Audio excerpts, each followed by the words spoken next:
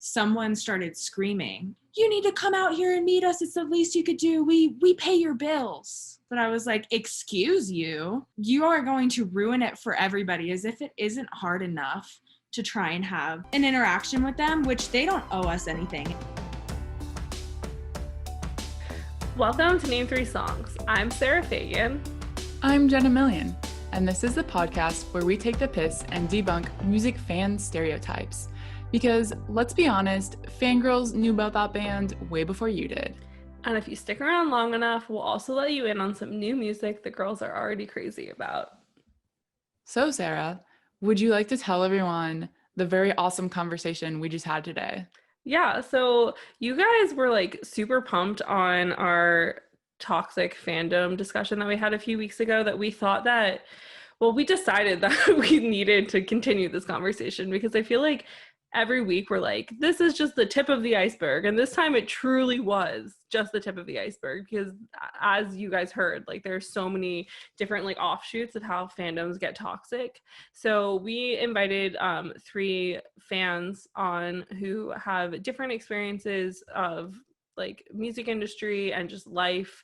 And we all came together and we talked about what it's like being a super fan for an artist, like so, not from the outside because they are like active in their fandoms, but sort of from the mindset of like, yeah, this is insane. Like, like people shouldn't be attacking like Taylor the good, Swift the for bad, breathing. and the ugly. Yeah, exactly. And so we just had like a very in-depth conversation about what it's like not wanting to be a part of like toxic fan culture from like the fandom perspective itself.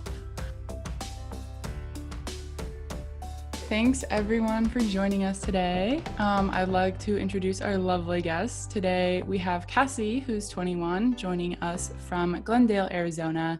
And Cassie has been going to shows as long as she can remember and traveling around the country to see them as well. And she's a musician for fun. So Cassie, can you tell us about the fandoms you're a part of that you're going to be talking to us about today? Specifically today, I'll be speaking about Catfish and the Bottlemen. That's the only active fandom that I've really ever been in. Awesome. And then we have Taylor's 27. She's currently in Orlando, Florida, from Chicago. And Taylor works in the music industry as a festival and concert photographer and has shot festivals all over the country and is also a musician. Taylor, what fandoms are you a part of? I've actually been like in and out of a couple, and like I keep thinking of more and more. My big one is Taylor Swift. That's why I'm wearing my sweatshirt. Love her. Obviously, my name's Taylor. I'm also in Cascade Connect, which is Cascade, an EDM DJ. That's a pretty big group fandom. I've dabbled in like Little Monsters with Lady Gaga, Backstreet Boys, Demi Lovato, Lovatic. So I'm kind of in and out all over the place, and I like to just see what's going on since I work in the music industry. And last we have Jesus, who's 25 and is my personal friend from Austin. Jesus is an art director and is also a pop artist under the name Sobbers. And a fun anecdote is that Jesus and I went to University of Texas at Austin together, but we actually met before either of us were at UT Austin. We met in line at a 1975 show. So we go back to like 2014. Yep. All right, Jesus, why don't you tell everyone what fandoms you're part of? Same as Taylor, I've been kind of like in and out of fandoms, and I guess it's like the whole topic of the fandom, but I'm currently not as involved in any of them online, I guess, but as a person, I consider myself a Swiftie. So I think just to start things off, at the points that you guys have been like active online as part of fandoms, like what has that culture been like? And like if you've stepped away, like what made you decide to do that? Jesus, since you said that you're not as active, do you want to start with this one? Yeah, I think for me specifically in like the Taylor fandom, there was like a huge divide, which I think it honestly like started with her. Like she was very active on Tumblr, so there was like a certain like breed of fans that were on Tumblr, and then another breed of fans that was like on Twitter, and then like the casual fan. Another big one is like they just like focus so much on like numbers too, like how much she sells, and like use that to like kind of like fight other fandoms. And I was just like, I'm not I'm too old for this. Like, I'll support it and I'll like stand and I'll post buy the album at Target, special edition, like 4 times, the vinyl, the signed copy. I'll do all the things, but I don't know about interacting with all of y'all anymore. Taylor, what was your experience like with the Swifties? I definitely agree. Also, like the fact of people just were like, oh, she's too good. It's too good to be true. Like, she can't be that way. And I think just the way people started acting like toward each other, and definitely there's a difference between fandoms on Twitter and like Tumblr and everything. Like, there are people just still getting into it for no reason. And like, I've even seen that go into like the Levatics fandom, because like I love Demi. I've loved her for years. When she OD'd like 3, 4, however many years ago that was, like almost like people were like, oh, I'm done. Like, she's a drug addict. I can't do that. And it's like, she's like a person. I feel like in situations like that, it's so much more important for those artists to know that like their fans are still like behind them, because I feel like it's like, yeah, you know that like when you decide like, oh, I'm gonna go this route where I'm gonna try and become like a musician for my job, like, you know that there's like certain things that come with that, but at the same time, it's like when you get a fandom, like they're supposed to back you, like they're supposed to care about you, like that's the whole thing, that's the whole reason, I would assume, like at least in my like opinion and in like my like life, whenever I've like been like, oh, like I really love this band, it's like you care about them, like if something bad happens to them, it's like you're upset and you're like, how can I make them know that like there's people who don't know them that care. And so when people are like, bye, it's like they're a human, like what do you expect? Yeah, definitely. Cassie, why don't you tell us about your experience with Catfish and the Bottlemen fandom? I'm still currently active, the Twitter Catfish like universe, and it was really fun at first. I had such a fun time. The shows were great, but as the years progressed and the fans got worse, the band is like virtually not active on social media. They don't have their own personal ones. Van McCann hasn't posted on Instagram in 3 years. The comments are turned off. They used to come out and meet people, and now it's really luck of the draw if you get to meet them. And now they have a security guard. And I think that that's the biggest thing that I've noticed is like, we went from having so much fun and then being really excited to see us and doing these radio contests and everything to 2019. And they had this big beefy security guard with them, and he would stand by the bus. And like, if you wanted to wait right there, he was there. And that's when I started to notice that like things kind of took a turn, and that's when they stopped being on social media. And I think it's how people have acted toward them. And it's kind of sad, but I'm still active with my friends. I think Twitter is a lot different. I see now that everybody is like flipped since they're not active to BTS or other fandoms. But once they tweet one time, they announced that they were headlining at Reading and Leeds, and everybody was like, gotta book my flight, guess we're going. Then everybody was active again. But unless they're posting, nobody's really posting. I just feel like it's really interesting, and I feel like we've sort of like talked about this ourselves like in other conversations, but like when bands are in that like weird sort of level of fame where they're not like A-list celebrities, at least not in America, but they are, so like you can't really go out without at least somebody being like, is that like who, like what's going on? Like I feel like that level is almost scarier than like Taylor Swift level of fame, because like you can afford like a huge house and like security that's like not as like obvious and stuff like that, whereas bands like Catfish or like that sort of level, it's like you kind of don't have any of that like way to like push privacy onto people. Instead you have to be like really obvious about it, instead of just being like, look at me behind my gated like big mansion. It's like, oh, like they're like still in a flat in London or like wherever they live, and like have to like have somebody like post it out in a car.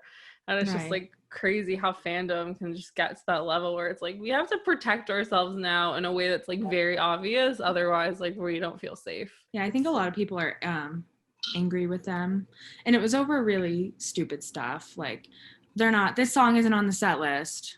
So people would scream it out every night, but they're promoting a new album, so they can't play everything off the first album that we know and love. They always closed with the same song. It's called Tyrants, and now they don't play it anymore. And that was like a really big thing on Twitter. It was like, can't believe you cut this from the set list. I'm unstanning. It's kind of sad to see how fun it used to be, and now it feels almost like when I go to their show, I really have to have like my guard up because people are really mean there now. I'm just like thinking back to other ones like I've been in, like coming from Chicago. I was like a huge Fall Out Boy fan because hello, Fall Out Boy's in Chicago. And like, I mean, people like when they came back from the hiatus, oh my God, I'm going to admit this.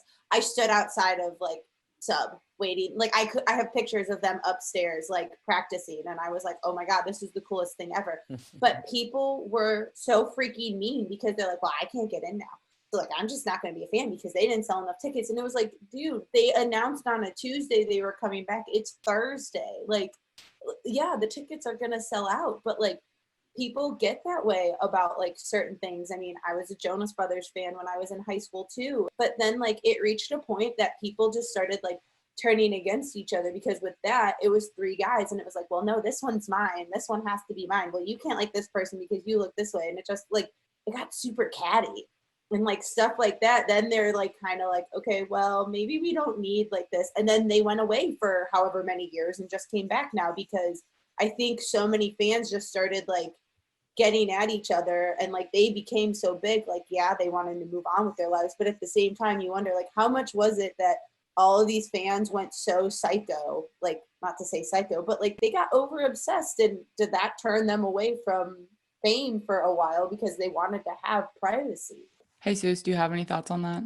I guess like Billie Eilish is like a huge one. Like I discovered Billie when she was still on SoundCloud, and she was super like down to meet fans, and like she was always super nice and super sweet, and now it's like completely insane. Like even like when she played the last time that she played South by, there were signs at the door that were like, do not let this person in because they're like a crazy like fan, just like at random bars at like huge events. And it's like a huge, I mean, at the time she was, maybe this was like 2 years ago and she's still pretty young, so she was like 16. And yeah, and that's like going back to like the Twitter thing that Cassie was saying. She doesn't even manage her social media anymore. Like I think she like posts on Instagram stories like every now and then, but she's not on Twitter. Yeah, everything is like team Billie Eilish. I think it's like a recurring theme. Like I've seen like other artists, like I know like Lizzo was also like, she's not on Twitter anymore because people are just like super toxic. It's like so insane to me, like going to a celebrity's Twitter and they post like, good morning, I had a coffee, going to the studio, and you open the tweet and it just like flop.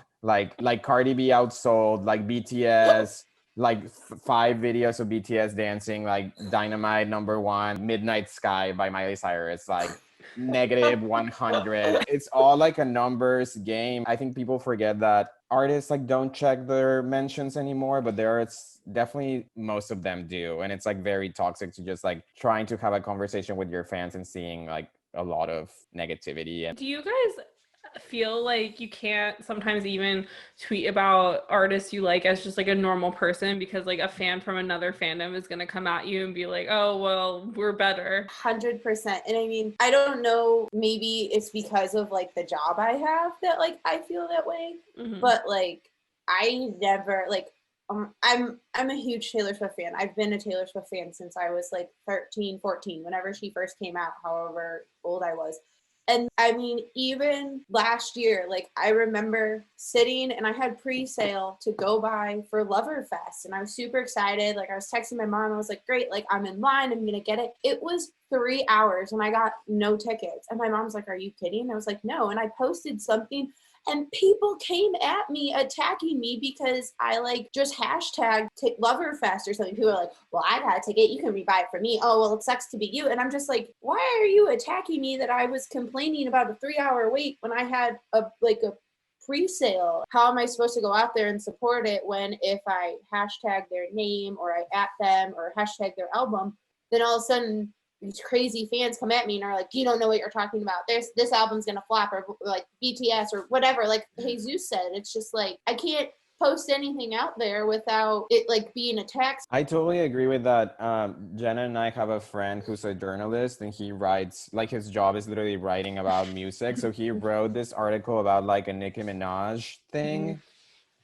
And like he had like people on his Instagram comments on his personal Instagram just like we found your address on Google and like we're Yeah. gonna kill you, and it's like all these like Nicki Minaj like fan accounts just like stalking his personal Instagram and being like, we like come outside, like we know where you live, and like Nicki's not paying your bills, like go get a job or something. Like I don't understand. It's so crazy to me because I know that like the BTS fandom is like really crazy, but like from what I've seen, like they don't go far, like they're like kind of wholesome about how insane they are. Whereas like there's other fandoms like Nicki Minaj's fandom where it's like, no, like we're coming at you. We are like sharpening the machetes as we speak. Like, Yeah, especially like when you get older too and bands like progress and maybe sometimes you don't like their music when it comes out. There are like 13-year-olds on the internet that are like, I will come and find you. I can't believe you said that. You're absolutely ridiculous. Or it's the other way around. Like I love Fall Out Boy. They're my favorite band. And I really love their new music. And I think it's interesting to see how people will come at you and be like, well, their old music was better and they suck now and blah, blah, blah. But they like Panic at the Disco, take them like as an example, who were Fall Out Boy and Panic were like, you know, the thing back in the day, essentially pretty similar stuff. And then to progress into the mainstream, it's like totally okay for Panic to be what they are. And then people look at Fall Out Boy and they're like, they're just sellouts, like they suck. So I don't ever, if I tweet about things, like Taylor was saying, I'll put asterisks, so I won't put the full name. I'll asterisk stuff out. Going back to BTS, I feel like it's such a big thing right now because like our whole online life is like surrounded by it. But when they performed at the VMAs, it was like the first time that I had heard their new song, and I was like, I tweeted something like BTS's new song sounds like Bruno Mars because I thought it sounded kind of like what Bruno Mars has been doing. But I think I put asterisk over every letter. Like you couldn't read BTS or B or T or S. There was nothing. It was just asterisk, asterisk, asterisk. Yeah. They still found me. Oh my goodness. I'm curious if any of y'all had like dedicated fan accounts. Yeah, I had a Instagram and I would post on there, and Instagram versus Twitter fandom is really different. Instagram is a lot of young people and it's like, you know, over sexualizing the band, really like gross stuff. But I think it's hard, you know, when they come back from the dead is what people call it. The entire timeline is just like scrolling through Catfish stuff, and you know, it's fun like with your friends to like be like, oh, we're like excited about this thing and everybody's tweeting at each other.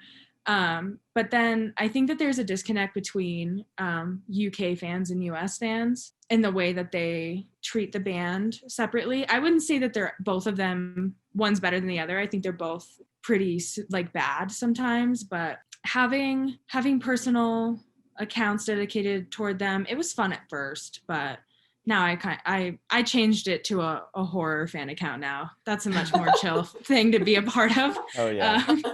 Okay. Yeah. What do you see the difference as between UK and US fans? The UK and the US, I think they get upset when we get more tour dates, but I don't think that they understand that we're a lot bigger than they are. And, you know, they kind of, it's very competitive, it feels like, but I have friends over there that don't make it feel that way. But a lot of the time it feels like, oh, well, you know, they get like 22 songs over there and we're lucky if we get like 14. I don't know why that is, but it's very competitive. And, oh, Catfish hates going to the US. They hate their US fans, which, you know, I don't know if that's not true. I think that when it comes to shows and stuff, there's like a huge disconnect on how we get treated versus like how they get treated and how we treat each other. With you being like an active part of the fandom on social, but like them not like sharing personally on social, like I guess what do those, like when everyone's talking about them, what does it look like? Is it because they're touring or because they're doing interviews? Like I'm personally okay if they're not active. I think for me that helped when I started working shows, that I kind of started to understand the life and how people are treated. But the timeline, people are excited when they announce shows or tours. You know, it's like, we're waiting in line. Oh, this is what the set list is. People are posting pictures, you know, and if you're lucky enough to meet them,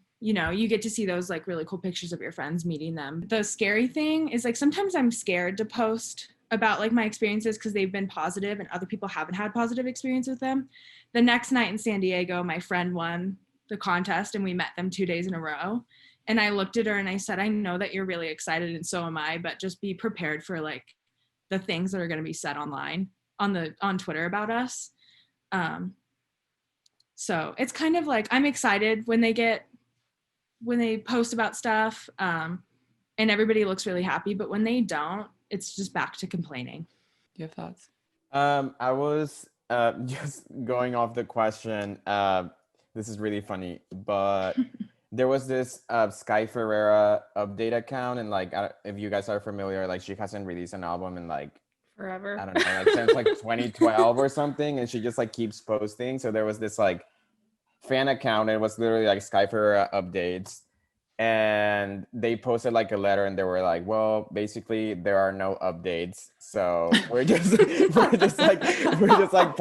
of this fandom and like keeping up with all these fans basically complaining all the time, like, where is the album? It's been like 8 years or whatever. And it went kind of viral. And then the like Paper Magazine interviewed the owner of the Stan account, and they were like, there's like, if you have time, look it up. It's like pretty funny, but it also like kind of sad, like devoting so much time to a fandom and then basically being like, this person is not doing anything. So we're just like updating y'all for no reason.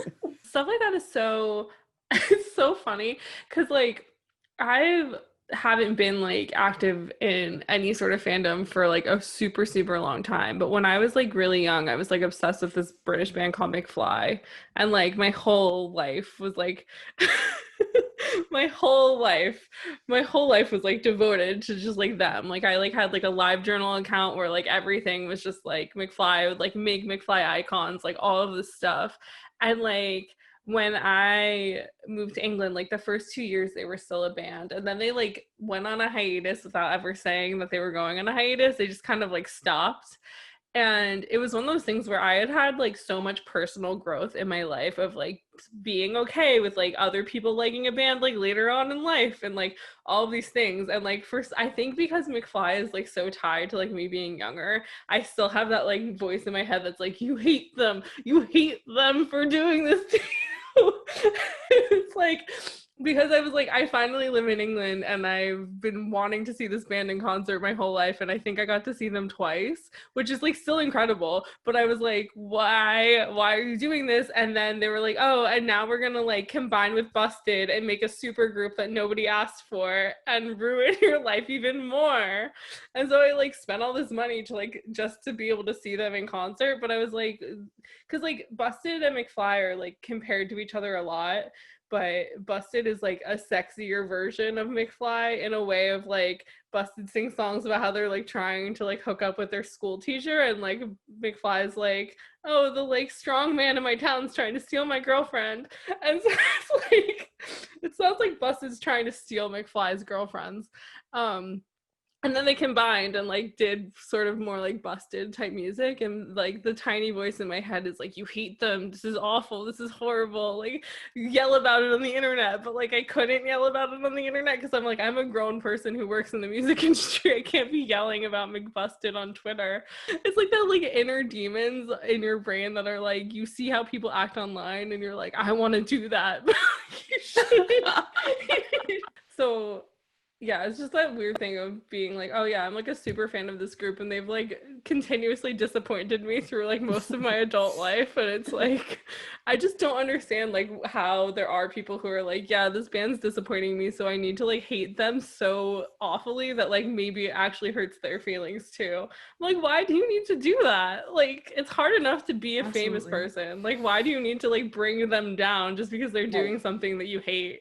Mm-hmm. Like, I don't, it's just so weird. Taylor or Jesus, did y'all have dedicated fan accounts at any point? I was like trying to think, because I feel like I've gotten to the point where I almost did it, but I never did it. The closest like I ever came was, I guess, like being on like that little Swiftie app, whatever the Taylor Swift app that she did a couple years ago. I was on that, And then like I also like, this is not a musician, but like I was a huge fan of Zac Efron like back in the day, and I was on Zephron, and I met a lot of good friends online. I mean, and this was in the day and age when parents are like, no, don't talk to people online. And I was like, Mom, I'm gonna be up at like 10 o'clock at night talking to my friends in Colorado. What do you mean? My mom's like, go to bed. And I'm like, it's like 1 now, it's fine. Like doing stuff like that. But I mean, they were real people. I'm friends with them. Like we ended up turning our Zac Efron fandom into like a Jonas Brothers fandom and became Jonas Brothers fans together. But like, I don't think I ever created an account just because like I've almost gotten to that point, but like I wanted to always work in the music industry. So I'm like, I don't want to jeopardize myself. I had a Taylor Tumblr since she was like so active on Tumblr, and I was like, oh, maybe I'll try to be part of this. I feel like when she started using Tumblr, like the whole world had like moved on from Tumblr, so it was kind of just like the Taylor like social media at that point.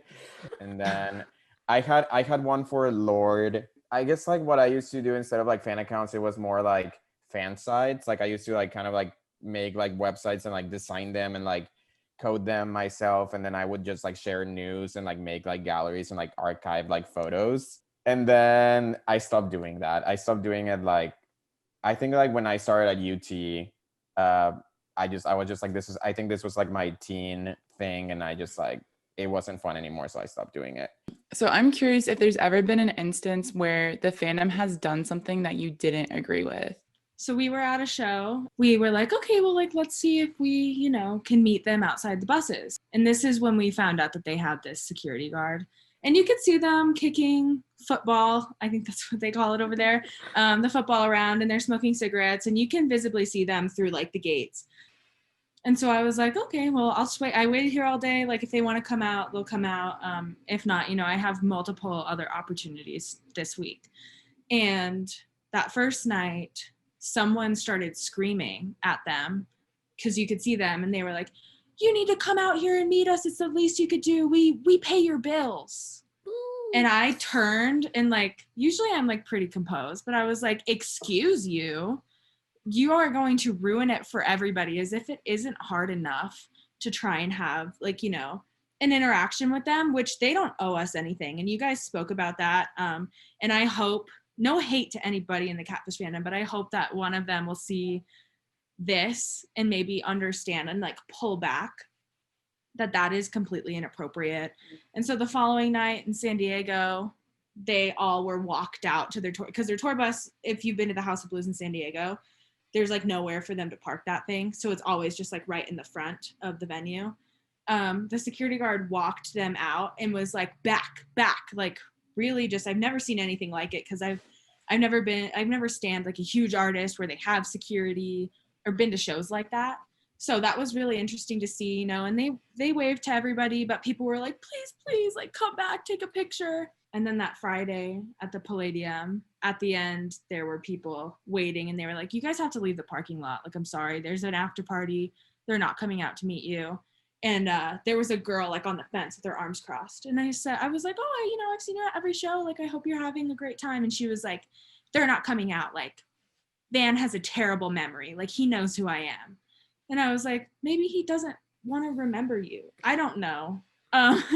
But so it's been kind of sad to see some of that behavior, especially because like when I was younger, when you're a kid, you don't know how to act. Like, these people are everything to you. Like One Direction, for an example, like in middle school, we had like, you had your person that you like loved. You were like, oh, I'm a Harry girl, I'm a Louis girl. And I remember my friends getting into an argument. My friend was like, Louis will never love you, he loves me. And I was like, we're 12. But to see like that kind of progress and then have my friends be in a band, and I used to like sell merch for them, and I would go to every show, and even people who are like a local band, maybe like pull in like 50 people a night, and they stay and meet everybody. The behavior from that even too was some of the craziest stuff I've ever seen, like grabbing and touching inappropriately just because they might be smaller or whatever. Like, they're still people, and that was hard to see. And then of course, growing up, you get over them being like an idol. And like you said in one of your last podcasts, to not like meet your idols. I think, you know, I think the only person that I see is like that way is like Dave Grohl. Like I can't meet him because he's not real. But yeah, the behavior. And then when I got my job at which is now called Arizona Federal Theater, just as like a ticket person at the window, the things you hear, like that I would hear outside, you know, we did a K-pop group. I don't remember the name, but that was absolutely the craziest thing I've ever seen. So it's just, I don't know. I hope that somebody in the Catfish fandom will hear this and understand that, you know, they are people too. And I know that they're upset that they're not on the internet, but maybe you should rethink your behavior and maybe question, maybe that's why they're not on the internet anymore. Yeah. It's like the fandom like pushed them to be so distant like this. Right. Mm-hmm. Yeah. Because of like fans like wanting, because we talked about this previously too. It's like fans feeling like they're just items for their consumption and like they want to be part of them. They want them. That's why I feel like why people are always so like physical, like touching too. It's like you want part of them. Like you want to have a memory of them. But a lot of times it's just over the boundary of what's you know, just normal and acceptable behavior. And I feel like that pushes them away. Yeah. And definitely when I was younger, I crossed that line. Like, and I'll admit that, you know, I didn't know any better, but as I got older and started working more like within the industry, you really just like realize that they're just like real people. Like I was an emo kid when I was 14 and I loved Sleeping with Sirens and Pierce the Veil and Bring Me the Horizon, all those bands. And later to then have them play at my venue last year was like kind of like a full circle moment, walking through and hearing them sound check. And then walking through the back, my coworker was like, oh, I just met the band back there. And I was like, which one? I was just like, sometimes like you kind of like revert back to like, I can't believe it. But, you know, it doesn't feel the same way anymore. And it's crazy to me that there are people well into their 20s that are treating artists like they're just a piece of meat. I feel like every music fan should just have to like work at a venue or like something for like one day, even just one day, just to like be on the other side and like see things like the way that you see things. Because like, God, like I just remember like when I was younger, like because I started doing like concert photography when I was like 15, and so I would just like bring my camera to shows because like I was like I'm not musically gifted, but I want to like feel like creatively connected to music and like that sort of way. And so I just would like bring my camera to shows, and like the amount of like more respect that I was given from like bands when like I just had my camera with me, where they'd be like, oh, like we're gonna talk to this person or whatever the case is, like in my mind it still was like, oh, like this is a band that I like and they're talking to me. And I feel like in some instances, like as a teenager who had like loved music like her whole life, realizing that like you could get that like connection with a band was like I think too much of like a responsibility for me to hold. And so it's like sometimes when I look back on like how teen me acted, like I don't think I was ever as like insane as like Twitter stans can get sort of thing, but just sometimes like how much I would be like, oh, like this band knows me now, so like now like I just feel like I would like put so much more onto them because I was like, well, they like me, so like now like I would, and I feel like I would expect a lot more, and it kind of like soured a lot of like not so much like friendships, but it soured like my view of bands when it was like, oh, like they like me and they like my photos and or whatever the case is, but like it was always just that thing where they gave me that access that like I didn't even know that I was able to have, and then I like expected it. And then when it like got to the point where like, oh, like they're bigger now, like they can like work with real people instead of this like 16-year-old who like still uses flash at concerts sort of thing, and you just kind of like you don't really know how to react in those sort of situations. And I just feel like if like the internet had been as accessible like then as it is now, I would have been so much more aware that like that's normal, like this is like people can like have sort of like fleeting friendships with bands or these sort of things. And because I didn't know that that was like something that I could access, I was like, how do I deal with this? And I would just be so like kind of insane about it. And I feel like now the fact that like the internet is what it is, and you can like see people talk about like interactions with artists or like bands, like you can easily like access like interview with bands from when they first started to now and stuff, and the fact that people can still be like, we deserve their attention, we deserve their time. I'm like, how can you still be of that mindset like all of these years in the like in the future with like all of this access to like back catalog and like back information and all of this stuff, where it's like it's so obvious that like they weren't always like Halsey wasn't always Halsey. Like Halsey at one point was like singing outside a Hot Topic in a mall, you know? like it's like that's so obvious, whereas like bands like I guess like All Time Low, who have been around for such a long time, and like a band who I was like super into and like on like a friendly level with as like a fan, and like we were the fans that they knew weren't going to be insane. So if somebody's being insane, like they look at you knowingly to be like, can you get me out of this situation, sort of thing.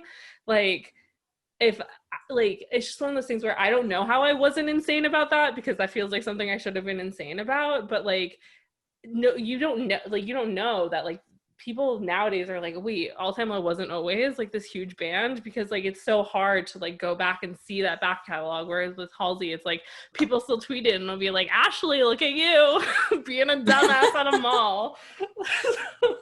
So it's just like, I don't know, it's just so crazy to me that people still to this day can like get angry when a band's like, we can't meet you because you scare us. It's like, of course you do. I still get like, I'm really friendly with State Champs, and that's like a completely different kind of, it's like the first band that I wasn't friends with, that I like, they recognize me, or they'll like, I don't know, it's still weird that they like Ryan Scott Graham would be like, hey, like what's up, like how are you, it's good to see you, and I'm like, you know who I am? That's really weird.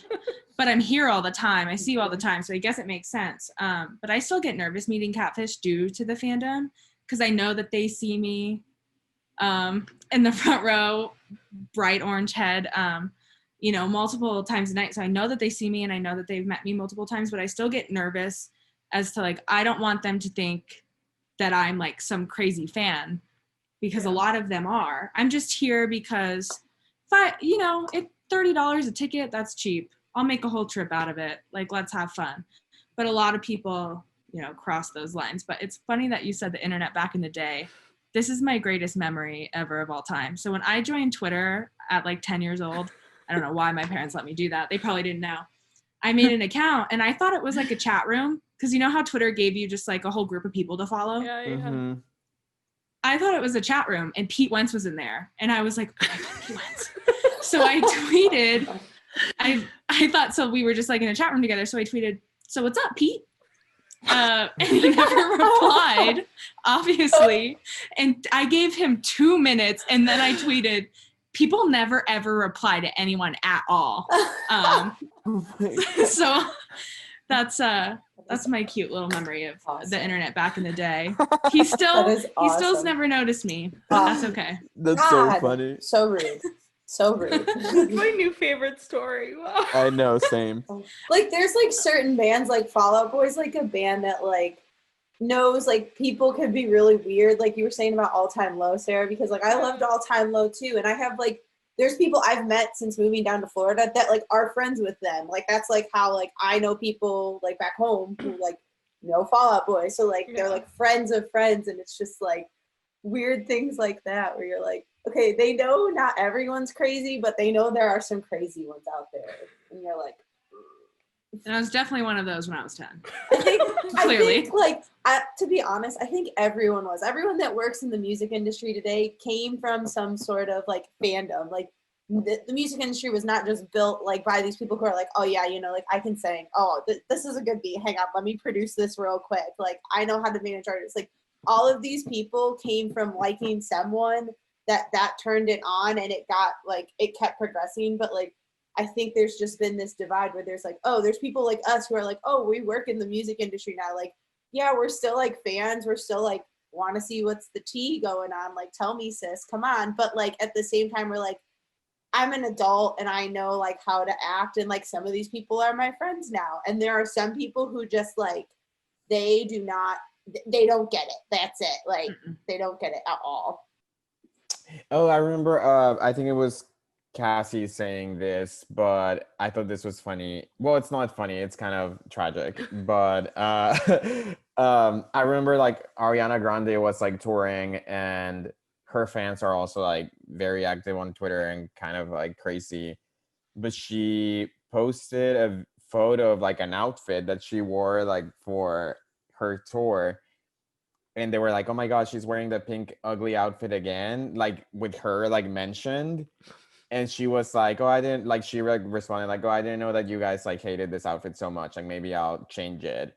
And then it was like this, the same person that she replied to was like, "Yeah, sweetie, like remember who pays your bills." And it's like, this is the person that you stand and you're like being like, even if you're like being like rude funny, it's like not funny. Like you're basically being like, "Oh, you like the thing that you're wearing every night and like someone design is like ugly and you should stop wearing it because I don't like it." It's like, Fans do not need to have that much control over, like, an artist can do what they want. I know. And Yeah, how old is exactly. that person replying? 13. They can't buy any merch. They're just streaming their music. Yeah. That doesn't Like pay their bills. mom is like, which t-shirt do you want? We only have $25, but they're like, it's fine. I'll get something for free. Don't worry about it. Yeah, that's like I just like when people tweet something where they're like, oh, like it's like a sarcastic joke, and that like I would never ever be able to tweet something like so rude, being like, oh, like I can't believe like Ariana's like wearing this again. Like if Ariana quote tweeted me and was like, I didn't realize you didn't like it, I would like burn my house down in embarrassment and like fear. Right. I'd just be like, nope, I no longer exist. Like my whole like no, like oh my god. You know, Also it just like it kind of like makes me worried. I'm like, because I like, you don't talk like that to people that you know. Yeah. Or even to like people that you don't know. Like you don't go up to a stranger and you're like, "Oh, you look hideous like wearing that dress," or like something. So like what I just like want to understand, like in what point or like what sort of like what made these people like feel that entitled to just like treat people on the internet Right. like objects. It's like not okay. I think people in just any way. think they hide behind a computer and they're like, I can say whatever I want. No one's going to find me. But like, there's the deep, dark web. People are going to find you. Like, don't do it. yeah, and then when people tweet me and stuff and they get quote tweeted, they're like, oh no, I'm so sorry. Like, I love you. It was a joke. You Yeah. weren't joking. No. You meant it. Well, my just like more like nicer thing was just going to be like, has there ever been like an instance where whether it be the fan or like other people in the fandom have like been like, I don't know, like more positive, like not, it doesn't necessarily need to be like towards you yourself, but like has there ever been like a moment where you've been like, oh, like I'm really proud to like be part of this fandom? Because I feel like there's so much like toxicity around things that it sometimes is forgotten, like when people come together and like do things for like a good instead of evil. I was actually at the Reputation tour when she it was like the anniversary that she sued the guy for $1 for grabbing her ass, and I was actually at that, and like everyone when she played the piano, they all like had dollar bills with her face on it that they like pulled out, and it was like really cool. It was something like she had no idea about, and like the fandom got together and did that, and people had like signs for it, and I was like, that was something cool because it was public, but then they kind of tried to push it down. But it was something to kind of show, like, you know, we support you for doing that. Like you shouldn't have had to go through that. Like, you're not lying about it. And I mean, like, there are good people in fandoms that like do support in like times like that. To be there and to see it, you're like, okay, wow, like you're really in this moment. This is really cool. People are really supporting it. People are super into it. No one's like, they're trying to elbow each other. No one's like, I didn't get picked for the rep room or whatever. Like, people were there at one moment just to be like, yes, we support you. We stand by you. And she did like a whole, I don't know if it was like I recorded the whole thing, of course. It was like a 10-minute long speech or something just about it. And then like everyone like pulled out these signs and like the dollars, and like people were like, she was like, what? Like, so, I mean, there's little moments like that, but I think sometimes they get so overshined by all the negativity that's going on about any other fandom too. That's super moving. I feel like it's really incredible when you can like Mhm. give this artist even just like a tiny bit of like joy in the way that they give like their fans joy. So I'm just like, that's really powerful. Like it actually happened. Yeah. Yeah, I think that's like a really awesome, like touching story too. Like, especially when it's like an artist on that scale of like because to a certain degree they are very inaccessible, but it's like the fandom can still show their support in that way in person, which is really cool. I think about a few things I've been a part of, like, you know, people will like do those fan projects and you'll like stick it like on the flashlight of your phone and the whole stadium lights up purple. They did that at Fall Out Boy, and you know, it's really fun to see the expressions on their faces, and you know, those fan projects are awesome, and I commend the people that put them together, because I don't even know where I would start. But for BBC did a video kind of, I think it was like Catfish and the Bottlemen, The Rise, maybe is what it was called. And it talked about how they used to just like play in parking lots after really big gigs in the UK and like hand out CDs and just like hope that somebody would hear them, all the way up to where they are now, like one of the biggest bands over there. And it felt like, in that moment, it felt like really proud that like I felt like I was like a part of this thing that was like bigger than itself, because it's really easy to dwell on the negativity of, you know, this happened at this show, or I haven't had, you know, this perfect experience. But it's really great. And then I always had said that if they headlined Reading and Leeds or Glastonbury, I would be there. And to see that and hear his interview and how excited they were to be able to do that, like they finally have got there, because they said that they'd never attend that festival until they could have headlined it. So it's really cool. And I feel really, I don't know, I feel really excited that I'm going to go and see that. And I feel proud to be a part of it. And even though like a lot of the time it is very toxic, but and all the friends that I've met, a lot of them are lifelong friends. And really it's like, I travel, yeah, I want to see this show, but I want to see these people that I love outside of it. So I'm very proud to be a part of it and to not be a part of the drama. Yeah, and the experience is just so much better when you do have those friends and those memories of like, especially when you're like all so excited and you're like traveling to a show together. It makes it like all that much more special to be able to share it with like people who are just as like excited and passionate about it as you are. I think mine's kind of similar to Taylor's, but I was thinking about when Taylor Swift was doing the trials for the sexual harassment case.